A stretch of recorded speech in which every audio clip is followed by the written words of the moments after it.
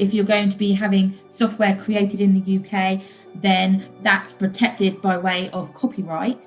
Copyright itself is an automatic right. It's owned by the author, so the person who has created it.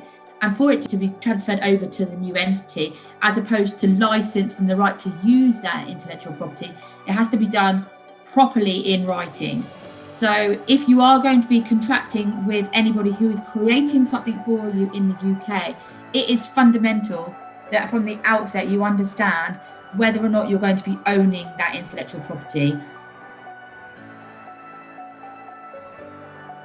It may also be website designs, the designs itself. It may be if you're going to use a branding agent. And often, if you do use a third-party branding agent, they will have their own terms and conditions. And I would probably guess 9 out of 10 will have it that you don't own the intellectual property, you just have the right to use the intellectual property. And that's something that later on Karen's going to be speaking about, getting ready for investment and making sure your business is in tip-top shape for UK investors looking to invest. And that's one of the key things they want to understand. If you are going to be promising that you own the intellectual property in the software or in the or in your trademark or your branding, then it has to be properly transferred over to you, unless it was created by an employee. Trademarks. So this is something which is used in the course of trade. So that can be your name, a slogan, a word, a logo. It's something that identifies you as an organisation or a product. If you are coming to the UK to trade, then it is worthwhile looking to have your trademarks registered.